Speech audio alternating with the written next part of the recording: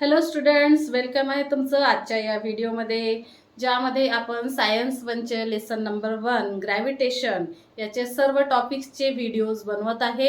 Last व्हिडिओमध्ये आपण बघितले केपलरचा फर्स्ट लॉ, सेकंड लॉ आणि थर्ड लॉ, आणि आज आपण बघणार आहे Newton's universal law of gravitation. Newton's gives the theory of universal gravity. या थिअरीमध्ये न्यूटन्सनी मांडले की every object in the universe attracts other object with a definite force. म्हणजे या युनिवर्समधला प्रत्येक ऑब्जेक्ट जो आहे तो दुसऱ्या ऑब्जेक्टला एका डेफिनाइट फोर्सनी अट्रॅक्ट करतो. Gravitational force of attraction between the two objects जर आपण समजून घेतो म्हटलं तर या उदाहरणावरून आपण समजून घेऊ शकतो की हे जे आहे दोन ऑब्जेक्ट आहे. हा फर्स्ट ऑब्जेक्ट आहे ज्याचं मास आहे m1, हा सेकंड ऑब्जेक्ट आहे ज्याचं मास आहे m2, आणि या दोघांच्या मधातला जर ग्रॅव्हिटेशनल फोर्स ऑफ अट्रॅक्शन आपल्याला समजून घ्यायचे असेल तर, आणि या दोन्ही ऑब्जेक्ट मधलं ग्रॅव्हिटेशनल फोर्स ऑफ अट्रॅक्शन जर आपल्याला काढायचं असेल तर मॅथमॅटिकली आपण त्याला कसं लिहू शकतो? Fa m1 into m2 divide by distance square. म्हणजे फर्स्ट ऑब्जेक्टचं मास त्याला मल्टिप्लाय केलं सेकंड ऑब्जेक्टच्या मासनी आणि या दोघांच्या डिस्टन्सचा जर स्क्वेअर केला तर आपल्याला निघेल force of gravitational force of attraction between the two objects. याच फॉर्म्युल्याला ऑर मध्ये कसं लिहिता येईल आपल्याला? F is equal to G m1 into m2 upon distance square.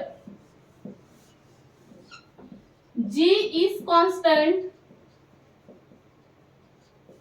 G जो आहे हा कॉन्स्टंट आहे. It is also called a universal gravitational constant. याला आपण एक उदाहरणातून समजून घेऊ हा कसा काढला जातो.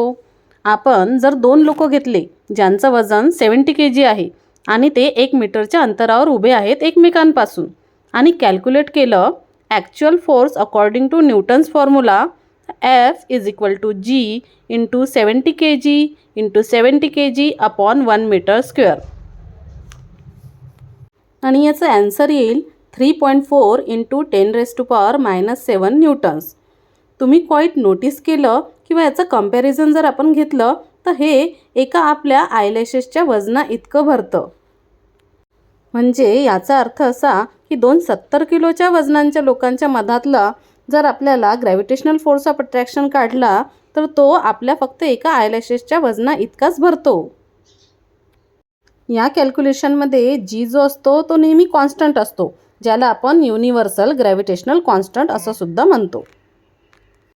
तर अशा प्रकारे समजून घेतला आपण Newton's universal law of gravitation आणि न्यूटन्सनी मांडलेली थिअरी ऑफ युनिव्हर्सल ग्रॅव्हिटी.